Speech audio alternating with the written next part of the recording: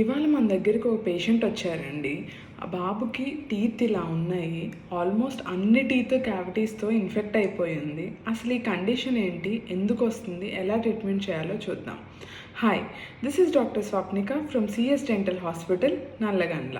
ఈ కండిషన్ని early childhood caries or ECC అంటామండి. ఇది యూజువల్గా చిన్న పిల్లల్లో ఎక్కువగా చూస్తూ ఉంటాం. అంటే పళ్ళు వచ్చిన వెంటనే, మిల్క్ టీత్ వచ్చిన వెంటనే ఆ పళ్ళు ఇన్ఫెక్ట్ అవ్వడం అనేది జరుగుతూ ఉంటుంది.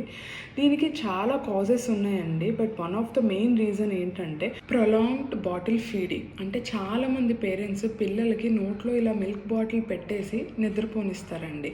అట్లీస్ట్ 2-3 అవర్స్ అయినా ఇలా నోట్లో ఉంటుంది. ఇలా కంటిన్యూస్గా మిల్క్ బాటిల్ నోట్లో ఉండడం వల్ల ఆ మిల్క్ అనేది పిల్లల నోట్లోనే ఉండిపోతుంది.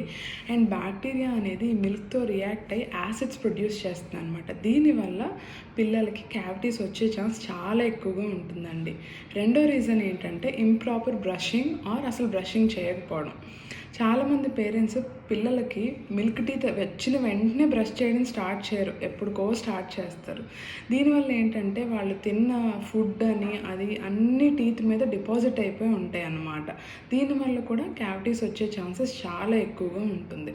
సో బ్రషింగ్ అనేది మిల్క్ టీత్ వచ్చిన వెంటనే స్టార్ట్ చేయాలండి విత్ ఫ్లోరిడేటెడ్ టూత్పేస్ట్. దీని గురించి మనం వేరే వీడియోలో డిస్కస్ చేద్దాం మళ్ళీ.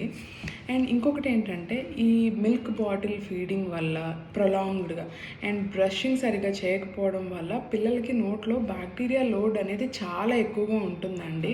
దీనివల్ల కూడా క్యావిటీస్ వచ్చే ఛాన్సెస్ ఉంటాయి. సో నోట్లో ఇన్ని క్యావిటీస్ ఉండటం వల్ల పిల్లలకి పెయిన్ రావడం, ఇన్ఫెక్షన్ రావడం, పస్ కారడం ఆర్ గమ్ ఇన్ఫెక్షన్స్ రావడం, గమ్ స్వెల్లింగ్స్ ఉండడం అనేది జరుగుతూ ఉంటుందండి.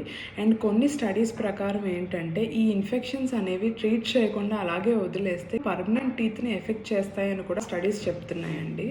సో మీ పిల్లల్ని ఎవ్రీ 6 మంత్స్కి ఒకసారి డెంటిస్ట్ దగ్గరికి విజిట్ చేయించడం లాంటివి చేస్తూ ఉంటే ఈ కండిషన్స్ అనేవి ఎర్లీగా డిటెక్ట్ చేయొచ్చు.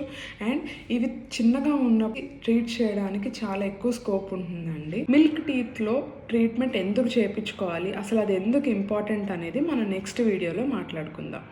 Thank you.